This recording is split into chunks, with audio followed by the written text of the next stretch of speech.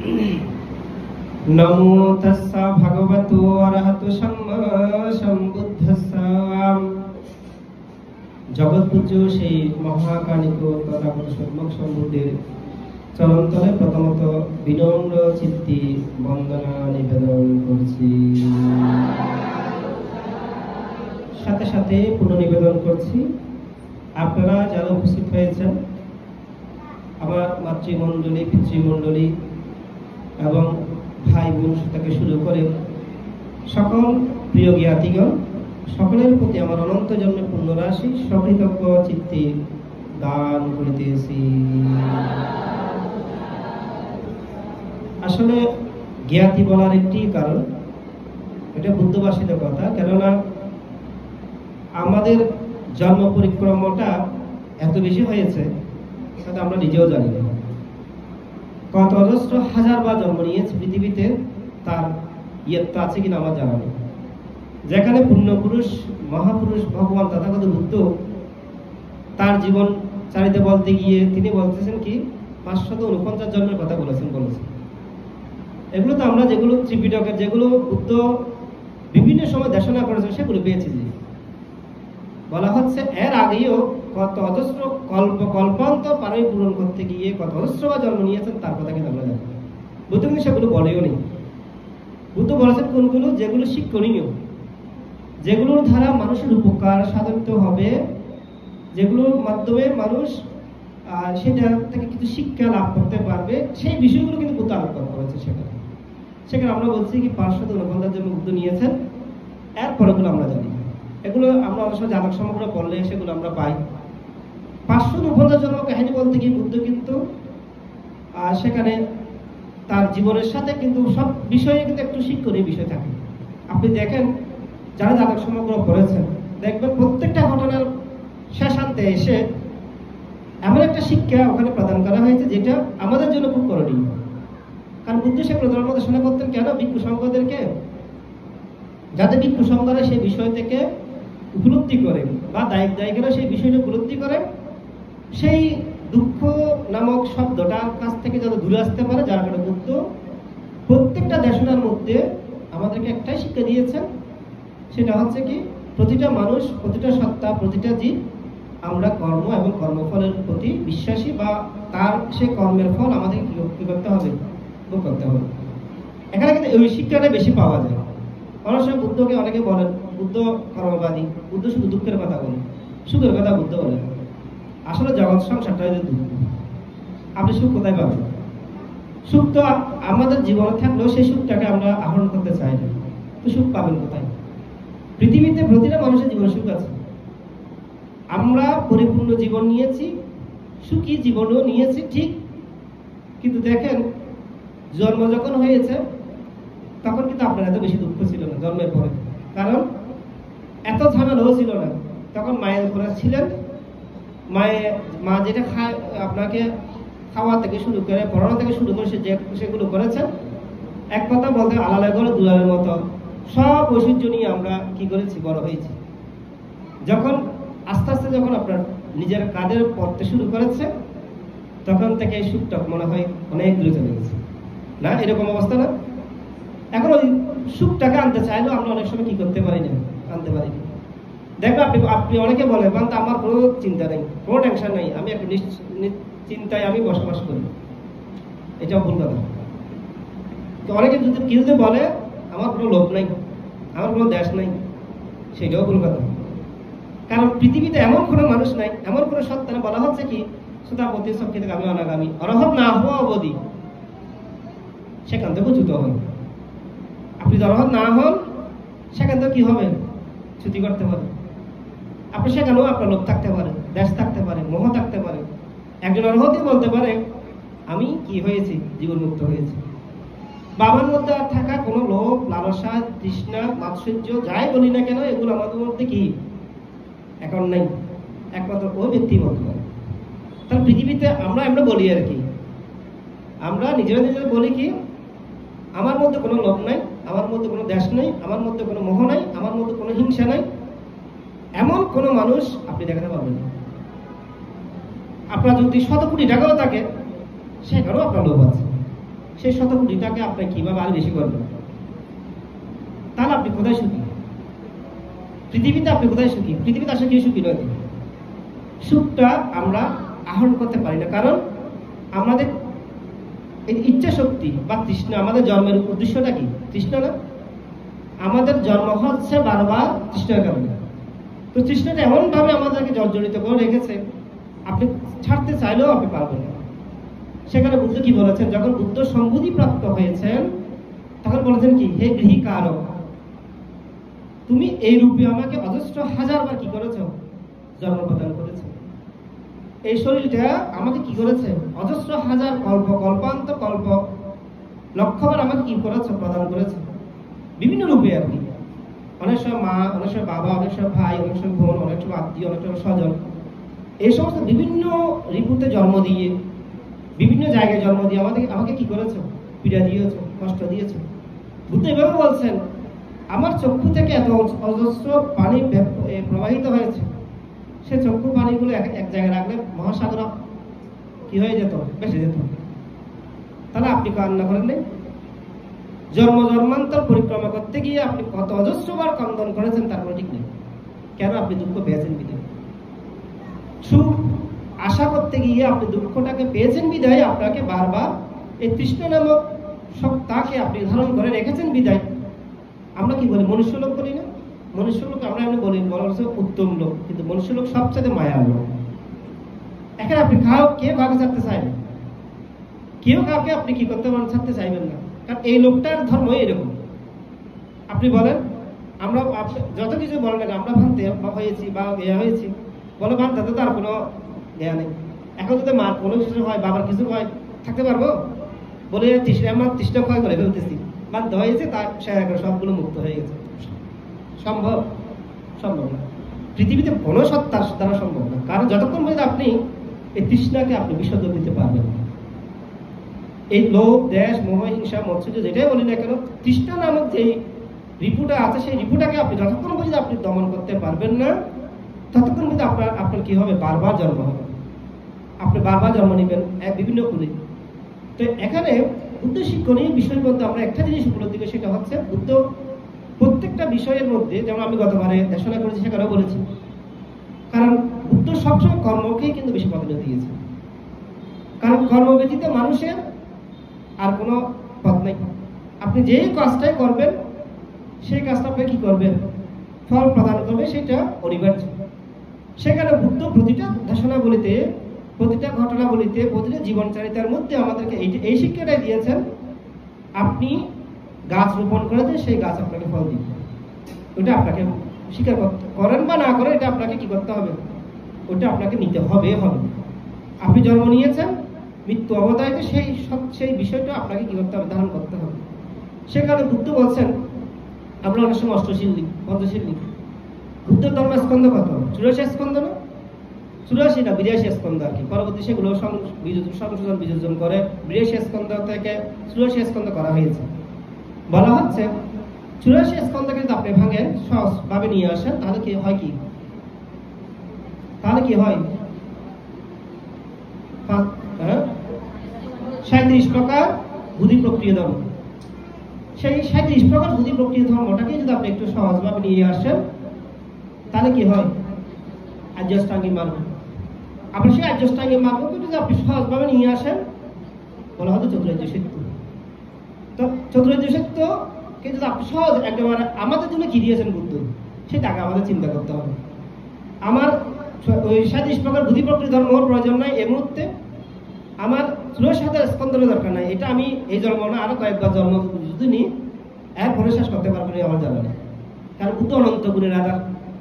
তাহলে আমাকে বলা হচ্ছে কি, আপনি পঞ্চশীলটা পালন করেন।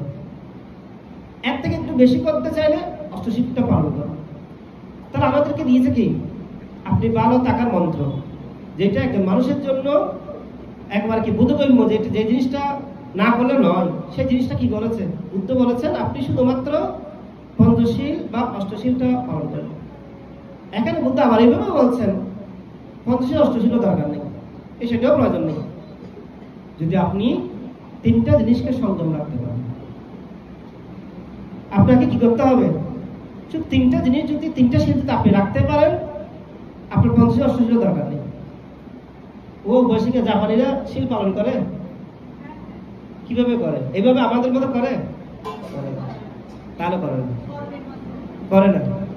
তাহলে দেখেন অষ্টশীল তাদের কোন ভিত্তি আছে সেই হিসেবে চিন্তা করতে গেলে ভিত্তি নেই।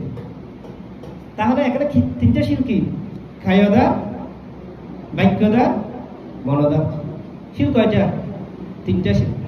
বলা হচ্ছে আপনার যদি তিনটা শীল থাকে বা তিনটা বিধান থাকে, ওই মানুষের জন্য কি কি কিসের প্রয়োজন হয় না? পঞ্চশীলের প্রয়োজন হয় না, অষ্টশীলের প্রয়োজন হয় না, 227 শীল বলেন, 75 শিকিয়া বলেন, 37 প্রকার বুদ্ধি প্রক্রিয়া দ্বারা বলেন, 84 স্কন্ধ বলেন, এগুলো কি কি নেই? আর ভিত্তি নেই। কারণ ওই তিনটা বাক্যের মধ্যে সবগুলো আছে। সহজভাবে বলতে গেলে কি বলা হচ্ছে? কি বলেছি আমি? কায়দা, বাক্যদা, মনদা। কায় বলতে কি বুঝি আমরা? নিজের শরীরটাকে বুঝি। বাক্য বলতে কি বুঝি? যেটা আমরা ভাষণ করি, যেটা দ্বারা কি করি, যে কোনো কাজকে আমরা কি করি? ত্বরান্বিত করি, ভালো হোক খারাপ হোক। এখন ঝগড়া করতে গেলেও যদি আপনি একটু গালিগালাজ না করেন, তাহলে আপনার কি হবে না? ওটার প্রতি ইয়া হবে না। আপনার সাথে যদি আবার কেউ তর্ক বিতর্ক না করে, সেখানেও আপনি কি পাবেন না? ঝগড়া করে আনন্দ পাবেন না। তাহলে খারাপ কাজ করতে ওইটার প্রয়োজন হচ্ছে না। তাহলে প্রথমে সৃষ্টি করে কে? মন বা মাইন্ড, যেটাকে বলি। মাইন্ড বলতে কি? মন বলতে কি? যেটা আমাকে প্রতিনিয়ত বিভিন্ন কিছু জন্ম প্রদান করে, বিভিন্ন কিছু সৃষ্টি করে দেয়।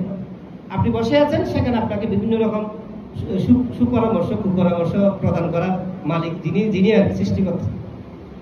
সেখানে বলা হচ্ছে বুদ্ধ, আগে আপনার মনটাকে আপনি প্রথমে কি করতে হবে? মনটাকে আপনার অধীনে করার চেষ্টা করেন। মনের অধীনে হওয়ার কি করবেন না? চেষ্টা করবেন। আপনি সারাদিন বসে আছেন, ধ্যান করেন, অসুবিধা নেই। তো আপনার যদি মাইন্ড যদি ঠিক না দেখে, সারাদিন বসেছেন, অষ্টশীল নিয়েছেন, পঞ্চশীল নিয়েছেন, চলে গেছেন, শেষ। তাহলে ধর্মটা কার? প্রথমে মনের ধর্ম। মনে প্রথমে কি করে? ভালো কাজ হোক বা মন্দ কাজ হোক, সে প্রথমে কি করে? সৃষ্টি করে। আমাদের এই মাইন্ড কি করে আমাকে সৃষ্টি করে যে আমি আপনার সাথে ঝগড়া করবো কিনা, আপনার সাথে সৌহার্দ্যপূর্ণ ব্যবহার করবো কিনা, প্রথমে এই মনে কি করে? আপনাকে সৃষ্টি করে। ভালো কাজ করতেও সৃষ্টি করে, মন্দ কাজ করার সময় কি করে? এই মন আপনাকে সৃষ্টি করে দেবে। এরপর কি হয়? বাক্য। আমরা উল্টা করে বলি আর কি, কায় মন বাক্য। এটাকে আসলে সহজে বলতে গেলে প্রথমে কাজ করে কে? মনে। তারপর কাজ করে কে? বাক্য। আমরা প্রথমে ওই কায়ের কথা বলে ফেলেছি আর কি, কিন্তু সিরিয়ালি আসছে কে? মন।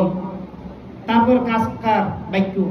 বাক্য যখন আপনি ভালো বা খারাপ যখন কথা বলবেন, সেটাকে তখন কি করবে? ওই কাজটা করার জন্য ভালো কাজ করিও আপনাকে উৎসাহ প্রদান করবে, খারাপ কাজ করিও আপনাকে কি করবে? শরীরের মধ্যে শক্তি প্রয়োগ করা হবে, মারার জন্য, ধরার জন্য, কাটার জন্য। কি করবে? আরো এনার্জি সৃষ্টি করবে কে? ওই বাক্য। মনে প্রথমে আপনাকে ইন্ধন দিয়েছে, তখন বাক্য কি করেছে? ওটাকে আরেকটু কি করেছে? বলভূত করেছে। শরীরে যখন বল আছে, তখন আপনার শরীরে তখন বল চলে এসেছে। যখন জকা করেছেন, তখন শরীরে আরো এনার্জি চলে এসেছে। তখন কি করেছেন? ওই সশরীরে গিয়ে আপনি কি করেছেন? সেই কাজটা ভালো হতে পারে, খারাপও হতে পারে। তাহলে ধর্মটা কার? শীলটা কার? এখানে আমরা যে বলি পঞ্চশীল, অষ্টশীল, এগুলো বাদ দেন না। আগে এই মাইন্ডটাকে ঠিক করেন। মন ইন্দ্রিয়টা যদি আপনি ঠিক করতে পারেন, বাক্য ইন্দ্রিয়টাকে যদি আপনি ঠিক করতে পারেন, তারপর কি কায় ইন্দ্রিয়টাকে যদি আপনি ঠিক করতে পারেন, তাহলে আপনার শীলের প্রয়োজন আছে। অষ্টশীলও সেখানে আছে, পঞ্চশীলও সেখানে আছে, 227 শীল, যাই বলি না কেন, সব শীলের অন্তর্ভুক্ত হচ্ছে কে? ওই ব্যক্তি। তো সেখানে বুদ্ধ ধর্মপদের মধ্যে মনোপুপ্পাং, মনোঘম্মাং, মনোসেট্টা, মনোমায়া বলা হচ্ছে কি? মন ধর্মসমূহের কি? অনুগামী। মনের অধীন হওয়ার চেষ্টা করবেন না। যদি আপনি মনের অধীন হতে পারেন, তাহলে কি হবে না? সেখানে আপনি সুখী হতে পারবেন না। মনকে যদি আপনি অধীন করতে পারেন, মানে মনকে আপনি গোলাম বানাতে যদি পারেন, তখন কি করতে পারবেন? এরকম করবে হবে। আপনার ছেলে যখন ছোট থাকেন, আপনাকে বলেন না এটা করতে হবে, সে ভয়ে হোক ডরে হোক করতেছে না। ঠিক আমার মনটাকে কি করতে হবে? ওইভাবে দমন করতে হবে। আপনি যতক্ষণ আমল করতে হবে ততক্ষণ আপনার জন্ম হবে, ততক্ষণ এইভাবে সংসারের মধ্যে আপনার কি হবে, জন্ম হবে মৃত্যু হবে, জন্ম হবে মৃত্যু হবে, এই প্রক্রিয়াটা চলমান থাকবে। তাহলে আমি সেই প্রসঙ্গে একটু ছোট্ট একটা ঘটনা বলে শেষ করব, যে বুদ্ধের সময়কালীন যে মনের কথা যখন বললাম তার আরেকটু ভালো ব্যাখ্যা দিই। বুদ্ধের সময়কালীন একজন বৌদ্ধ ভিক্ষু ছিল। একসময় বুদ্ধ দেশনা করতে গিয়ে এই কথাটা উল্লেখ করেছেন। এক আর্জুন ভিক্ষুকে দেশনা করতে গিয়ে বলেছেন যে অনেকটা লোশক্তিসের কাহিনীর মতো অনেকটা হয়ে যায়। লোশক্তিসের কাহিনীও হয়তো শুনেছেন মনে হয় আপনারা অনেকবার, আমি জানি না। আর হয়তো লোশকের কাহিনী শুনেছিলেন, অনেকেই জানেন, হয়তো অনেকে জানেন না মনে হয় লোশক। আচ্ছা যাই হোক, আপনারা কারো জানা আছে? জানা নেই? আচ্ছা যাই হোক, আরে রাখ, এটা যদি সময় পাইলে বলবো আর কি। আচ্ছা ওইটা অন্য দিন বলবো। যাই হোক, বুদ্ধের সঙ্গে একজন ভিক্ষু ছিল। বুদ্ধ দেশনা করতে গিয়ে বলছেন যে তুমি কোনো সময় মনে দাও, তুমি যে কাজগুলো করতেছ এগুলো ভালো না। এই পাশে কথা বলতে গিয়ে বুদ্ধ বলছেন কি, ওই আমি যে কিছুক্ষণ আগে বললাম, মন মানুষকে কি করে, এই যে বাক্য অনেক সময় প্রাণী হত্যার থেকে বড় পাপ সৃষ্টি করে দেয়। বাক্য জড়িত অনেক সময় আমরা বলে ফেলি না, অনেক কথা বলে ফেলি না, ওটা অনেক সময় আমাদের এমন ভাবে ফল প্রদান করে যেটা বলা হচ্ছে ভয়ানক বলা হচ্ছে। সেখানে বুদ্ধ একসময় প্রসঙ্গে দেশনা করতে গিয়ে বলছেন, বুদ্ধের সঙ্গে একজন ভিক্ষুকে উপলক্ষ করে বলতে গিয়ে বলছেন এভাবেই, বলছে এক সময় এক গ্রামে একজন বৌদ্ধ ভিক্ষু ছিল। আমি লোশকের কথাটা বাদ দিলাম, পরে বলবো। বলছে একজন বৌদ্ধ ভিক্ষু ছিল। সেই বৌদ্ধ ভিক্ষুটা দীর্ঘ সময় ধরে সেই বিহারে অবস্থান করছেন। তৎকালীন সময় পর্যন্ত ওই সন্ন্যাসী ঋষি মুনি ঋষি এরকম ছিল। বলছে দীর্ঘদিন যাবত সে তার গ্রামবাসী থেকে শুরু করে তারা যারা আছে সবাই সাথে একটা সৌহার্দ্যপূর্ণ ব্যবস্থাপনা যাকে বলা হচ্ছে আর এভাবে আছে দীর্ঘদিন ধরে। হঠাৎ করে ওই বিহারে থাকতে গিয়ে একদিন হঠাৎ করে একজন ভান্তে আগমন হলো সেখানে। একটা ওই ঘটনার মতো অনেকটা বলা হচ্ছে, একজন ভিক্ষুর আগমন হলো। যখন অতিথি বান্তে যখন আসলো, এখন গ্রামবাসীরা শুনেছেন কি, আমি আগে বলেছি কিনা আমার মনে পড়তেছে না, যাই হোক, গ্রামবাসীরা কি করেছে তার প্রতি এত শ্রদ্ধা। কারণ নতুন কোনো যদি মানুষ আসে না, নতুন ঘরের অতিথি আসলে সেটাও মন্দ কি, ঘরের মধ্যে যখন নতুন অতিথি আসে আপনি প্রথমে একদিন দুদিন তার সাথে কি করবেন, ভালো ব্যবহার করবেন, ভালো মন্দ খাওয়াবেন, সেটা তো স্বাভাবিক। সে যাই হোক না কেন, এরপর যদি একদিন থেকে 2 দিন বা 3 দিন হয়ে যায়, তখন দেখবেন সেই অতিথির আস্তে থেকে অনাদর শুরু হয়ে যায়, এ স্বাভাবিক। এখন ভিক্ষু যখন আসছে, প্রথম কয়েকদিন ভালো ছিল, তার আদরের কোনো অভাব ছিল না। এখন একদিন যায়, 2 দিন যায়, 3 দিন যায়, ভিক্ষু যাওয়ার কোনো খবর নেই। তার মনে একটু আগে যেভাবে ভালোবাসা, যেরকম একটা বা আদর আপ্যায়ন আন্তরিকতা, সেটা কি হচ্ছে আস্তে আস্তে কমতে শুরু হয়ে গেছে। গ্রামের মানুষ যখন আসতেছে, নতুন পান্তে পেয়েছে, তারাও তার সাথে একটু ভালো ব্যবহার করতেছে, এবং ওইগুলো করতে গিয়ে একটা সময়ের পর তাদের মধ্যে ভিক্ষুটাও ভালো কথা, কারণ ওই বান্তাটা অরহৎ ছিল, এটা এই বান্তাটা জানতো না, এটা আবার অরহৎ বান্তা ছিল। এটা অনেকটা লোশক্তিসের কাহিনীর মতো অনেকটা। তো এই ভিক্ষুটাও অরহৎ ছিল। অরহৎ থাকার কারণে এখন তার অল্প কথা বললে মানুষ খুব প্রীতি লাভ করত, যার কারণে গ্রামের মধ্যে মানুষজনের অনেক ভালো লাগতে শুরু করেছে। এই বান্তাটা আসার পর থেকে ভালো ভালো কথা বলতেছে, খুব মূল্যবান কথা বলতেছে। এখন সেই বান্তের মধ্যে একটু দায়করাও একটু কি হয়েছে, আকৃষ্ট হয়েছে। এখন এই জিনিসটা দেখার পর এই যিনি ভান্তে ছিল তার মনে মধ্যে একটু মানে কি বলবো, বিদ্বেষাপন্ন শুরু হয়ে গেছে আর কি। আরে আমি এতদিন যাবত আছি, আমাকে তো কেমন কেউ বেশি এত আলিঙ্গন করে, এত বা ভালোবাসে না। এই বান্তাটা আসতে না আসতে তার প্রতি এত বেশি দরদ বেড়ে গেছে। তার মনের মধ্যে একটু কি হয়েছে, মানে সন্দেহ শুরু, ওই পাপ মনের মধ্যে একটা পাপচিত্ত উৎপন্ন হয়ে গেছে। একদিন বলতেছে যে একজন দায়ক এসে বলতে, শ্রেষ্ঠী, আর উনি একটা ভালো প্রবাসের শ্রেষ্ঠী ছিল, বলছে ভান্তে কালকে ওই ভান্তে যিনি আছেন গর্ভভান্তে, তাকে একটু আমাদের বাড়িতে নিয়ে যাবেন, কালকে আপনাকে ফান করতেছি, আপনি সহ ওই ভান্তে আপনাকে কি করতেছি, ফান করতেছি, আপনি আমাদের বাড়িতে চলে যাবেন। এখন মনে চিন্তা করতেছে এই বান্তাটাকে নিয়ে গেলে তো সমস্যা, এমনি কয়েকদিন দায়ক মোটামুটি আমার ফেভারে আছে। এখন দেখছে একে নিয়ে যাওয়ার পর 2 দিন পর সেও দেখা যাবে ওর দিকে কথা বলবে। এখন সে কোনো কারণে তাকে নিয়ে যাওয়ার জন্য চিন্তা করতেছিল, বলছে না নিয়ে যাওয়া যাবে না। এখন কি করা যায়? এখন সকালবেলা সে কি করেছে, একেবারে আস্তে আস্তে আস্তে পা দিয়ে সকালে ঘুম থেকে উঠে ভোরবেলা উঠে সে চলে গেছে। এখন দায়ী যখন বান থেকে দেখে নাই, বান্ধে কি এখানে বান্ধে দুজন দেখে আসলাম, বান্ধে আরেকজন আনেন নাই কেন? বলছে দেখেন কি করল, সকালবেলা তাকে হাসার বাড়ি দিয়ে ডাকতেছি, উঠতেছে না, এত টাকা ডাকতেছি, সে নাকি ফাঁকে আসবে না। আপনার কথা বললাম, কিন্তু ফাঁকে সে আসতে রাজি না, সে ঘুমে নিদ্রাও আমি আসলে তো তাকে ডাকে নাই, মিথ্যা বাসন আর কি, ও তার বাড়িতে নিয়ে না যাওয়ার জন্য।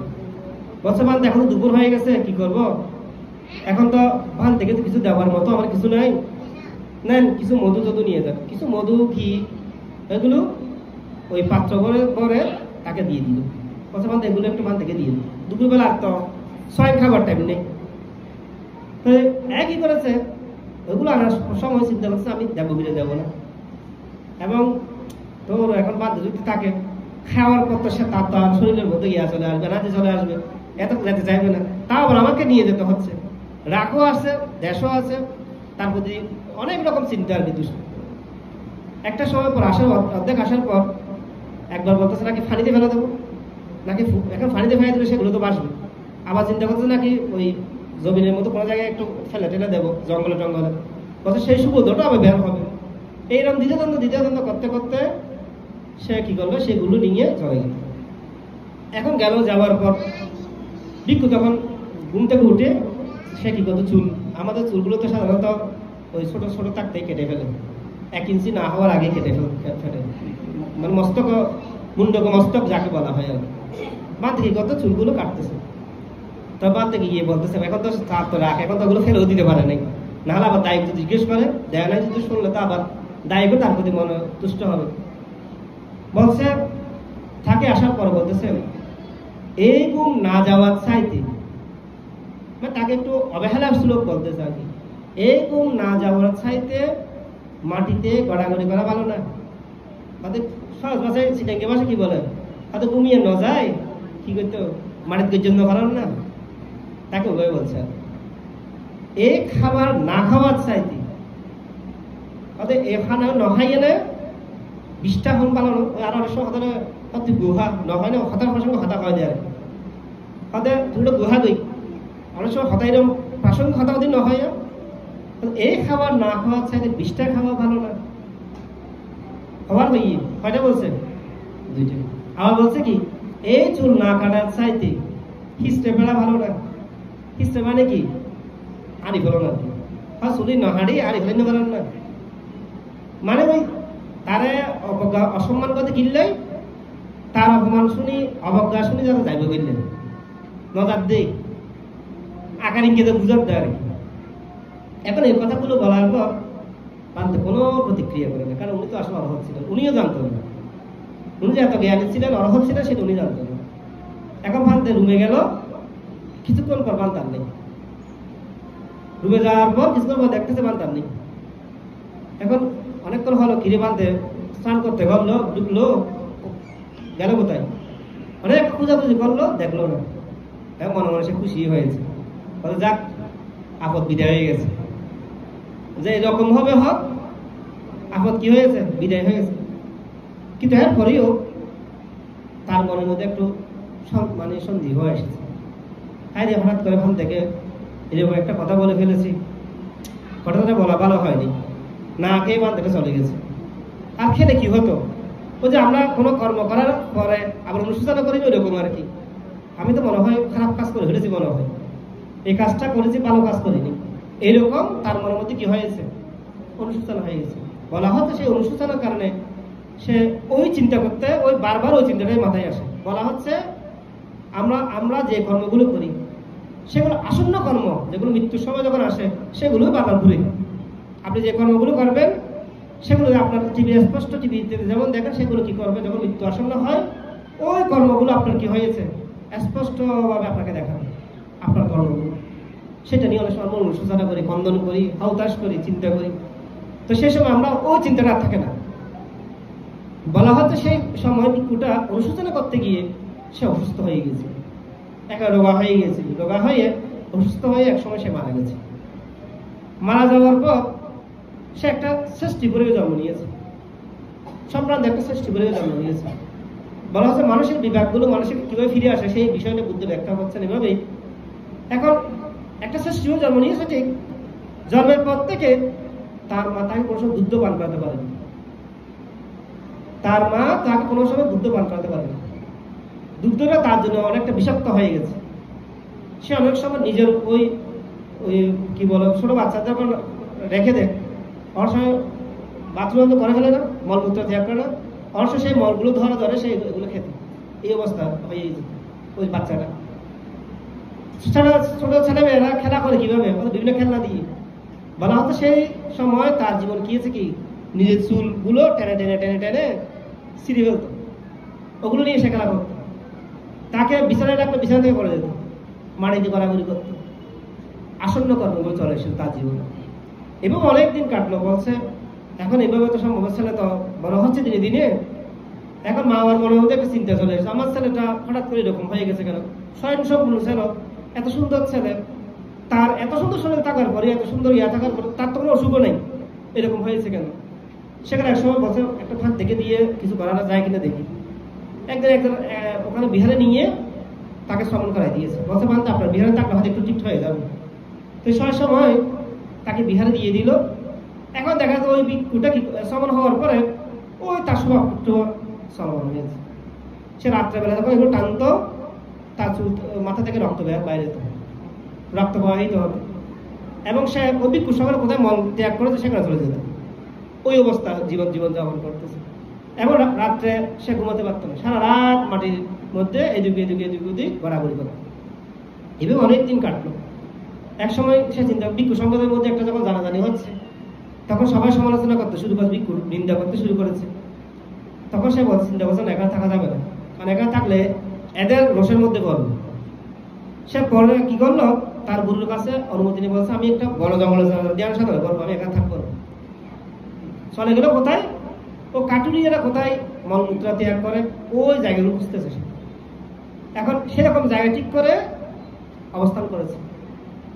এখন এটা অবস্থান করতে গিয়ে এইভাবে তার অনেকদিন সে ওই বনের মধ্যে ওই তীব্র কষ্ট। সে এখন তো যখন বিহারে ছিল তখন তো বা হাট ফালান ছিল বা মাটি ছিল, সেখানে তার গা ফাটতো না। এখন বড় যখন চলে গেছে, সেখানে তার খড়কুটো আছে, গাছের টুকরা আছে, সে যখন মাটিতে গড়াগড়ি করতো, পিঠের মধ্যে কি হতো, কেটে যেত, রক্তাক্ত হতো। রাত্রে চুলগুলো যখন টানতো, ওগুলো তার ভালো লাগতো আর কি, তার মাথা দিয়ে রক্ত বের হতো। এখন সকালে রাত্রেবেলা কাটুরিয়ার সন্ধ্যার সময় মলমূত্র তাই করে ওগুলো গিয়ে সে কি করতো, ভক্ষণ করতো। একদিন ভগবান বুদ্ধ যথেশ্বর জ্ঞানে সেই বিষয়টা অবলোকন করবে কি মানে, কারণ মহাপুরুষরা চিন্তা করে কোন দিন কার উপর শাসন করতে পারে। সেদিন ধ্যানস্থ হয়ে দেখলেন ওই ভিক্ষুর অনেকদিন যাবত কষ্ট পাচ্ছে। আজকে তাকে মুক্ত করা দরকার, কারণ তার পারমিটা শেষ, এর আগেও এইভাবে কষ্ট পেয়েছে বলা হচ্ছে। তখন সেই সময় বুদ্ধ তাকে প্রথমে বুদ্ধ রূপে না অন্য রূপে এসে দর্শন দিলেন। বলছে আমি এসেছি আপনার এখানে আশেপাশে ধ্যান সাধনা করবো, একটা জায়গা ঠিক করে দেন। বলছে না এখানে ধ্যান করতে পারবেন, আপনি অন্য জায়গায় চলে যান। এটা বুদ্ধ যে আসছে সে জানতো, সে তো চলে গেছে। পর দিবসে বুদ্ধ ও তাকে হাতে ধরার জন্য আর কি আবার আসলো। এমন টাইমে আসলো তখন তার অবস্থা খুব খারাপ অবস্থা। তখন তাকে বলছেন, হে ভিক্ষু তুমি কি তোমার এই বিপাক সম্পর্কে জানো? বলছে বান্ধব না, এটা আজকে না, আমি জন্মের পর থেকে এই বিপাকটা ভোগ করতেছি, এত কষ্ট আমি সহ্য করতে পারতেছি। বলা হতো সেই ভিক্ষুটা এক জন্ম না, এভাবে আরো কয়েকশো 400-500 জন্ম নাকি এভাবে কষ্ট পেয়েছে বলা হচ্ছে। ওইরকম পীড়াগুলো সে পেয়েছে। এটা তার শেষ জন্ম। কেন জানেন? ওর মৃত্যুর সময় সে একটা চিন্তা করেছিল যে আমি তো ওই বান্দাটাকে কষ্ট দিয়েছি, ওই বান্দাকে আমি কি করেছি। ওই সময় তার একটা সৎচিন্তা এসেছিল আর কি, ওই যার কারণে বুদ্ধের সান্নিধ্য পেয়েছিল। সেদিন বুদ্ধ তখন তার সেই অতীতের স্মৃতিটা তাকে স্মরণ করে, দিব্য শক্তি প্রয়োগ করে অতীতের স্মৃতিটা তাকে স্মরণ করে দিল। তখন দেখলো তার অতীতের বিপাকটা কি ছিল। ভগবান আমাকে ক্ষমা করুন, আমি তো মহা পাপ করেছি। বলছে তোমার পাপের পাশাপাশি তুমি একটা পুণ্যও করেছো।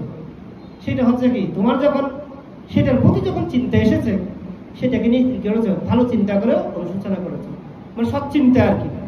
যার কারণে তিনি সেই সময় বুদ্ধের সান্নিধ্য পাওয়ার পর, তিনি সেই সময় আমাদের বুদ্ধ তাকে ভিক্ষু ধর্মে আনার পর তাকে ধ্যানে মার্গে তিনি সেই সময় পরবর্তী অরহত্ত ফলে প্রতিষ্ঠিত হয়েছে।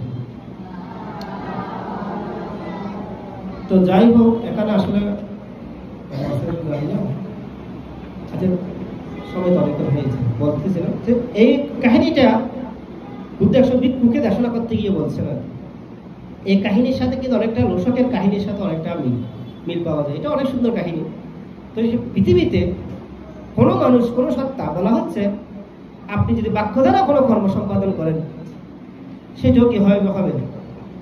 আমরা শুধু প্রাণী হত্যা করি, মাদক বস্তু গ্রহণ করলে পাপ হবে, মিথ্যা কামাচার করলে পাপ হবে, বা মাদকাসক্ত হলে পাপ হবে, মিথ্যা বাক্য ভাষণ করলে পাপ হবে, এটাই পাপ না। সেখানে বলা হচ্ছে কি আপনি যে কায় দ্বারা, বাক্য দ্বারা, মন দ্বারা যদি কোনো কর্ম সম্পাদন করেন সে কর্মের ফল কি হবে? ভয়ানক হবে। বুদ্ধ 6 বছর সাধনা কেন করতে হয়েছে জানেন? কেন করেছে? এইরকম বিভাগ। বুদ্ধকে 6 বছর করে সাধনা করতে হয়েছে এই বিভাগের কারণে। শুধুমাত্র বাক্য খারাপ করেছে, আর কিছু না। কাকে মারিও নাই, কাটিও নাই, সিরিও নাই। শুধু বলেছে কি, বলে ভগবান বুদ্ধ 7 দিনে বলে বুদ্ধত্ব লাভ করেছে। তার বন্ধু বলছে ভগবান বুদ্ধ 7 দিনে বুদ্ধত্ব লাভ করেছে। বলছে এটা কোনো কথা? 7 দিনে একটা বুদ্ধত্ব লাভ করতে পারে নাকি? 7 বছর পর একটু অবজ্ঞা শুরু বলছে আর কি। যার কারণে বুদ্ধ এই 12 প্রকার বিভাগ ভোগ করতে গিয়ে বলছেন এই সেদিনের সামান্য বাক্য জড়িত পাপ আমাকে 6 বছর পরে সাধনা করতে হয়েছে, কষ্ট পেতে হয়েছে, কিচ্ছু সাধন করতে হয়েছে, তবু আমি জ্ঞান পাইনি। কি বলছে? 6 বছর কঠোর সাধনা করার পরে কি পাইনি? মহা জ্ঞান পাইনি। আমরা বলি 6 বছর কঠোর সাধনা করে জ্ঞান পেয়েছে, আসলে ঠিক না তো। যখন পায়ের গ্রহণ করে 6 বছর ওইটা ত্যাগ করে ডুবুশ্বরের পাহাড় থেকে চলে আসার পর যখন গয়ার বুদ্ধিমূলে বসলেন, সুজাতার পায়ের গ্রহণ করে সেদিনে তিনি সংকল্প করলেন ইয়াসনে দেহ যাক শুকাইয়া অস্থি সবলা মাংস বিনাশিয়া নালো গিয়া বুদ্ধি জ্ঞান দুর্লভ জগতে টরিগুনা দেহ এসব হতে ওইলে মরিলাম নইলে আজ ওই বুদ্ধত্ব লাভ করছ নইলে মরিচ এর শরীর অঙ্গ প্রত্যঙ্গ জপ করি শ্রী যজ্ঞ জিজ্ঞব আসন ত্যাগ করতাম না। এদিন সকলে কইল সেদিন ব্রহ্মা এনে কি কইল দে মধ্যম প্রান্ত দেখা দিল দেয়। এর আগে মধ্যম প্রান্ত দেখা দিল তখন না খাওয়ানো করিব, নওয়ানো করিব, দিয়ানো গরম করিব, মানে এত কিচ্ছু এত কঠোর গেল হইতো না। সে বুদ্ধ মধ্যম প্রান্ত অবলম্বন করে কি করেছিলেন? সেদিনেই আসলে মহা জ্ঞান তিনি এখন লাভ করেছেন, সম্বুদ্ধি জ্ঞান লাভ করেছিলেন। তো সেই কারণে কথা আর বিলম্ব করবো না, আপনাদের সকলেই জয়মঙ্গল কামনা করছি। বিকাল 2টার সময় আমাদের খণ্ডকালীন ধ্যান থাকবে। 3টার পর থেকে যতক্ষণ পারি আর কি দেশনাদি করবো। আর কখন করতে পারবো জানি না, সময় তো শেষ হয়ে গেছে। হ্যাঁ আচ্ছা, এটা বল দুপুরে বলি। আর যাই হোক, সকলে জয়মঙ্গল কামনা করে, অশান্ত বিশ্বের শান্তি কামনা করে, জগতের সকল প্রাণী, সকল সত্তা, সকল জীবের মঙ্গল কামনা করে আমার আলোচনা এখানেই পরিসমাপ্তি করছি। জগতের সকল প্রাণী সুখী হোক।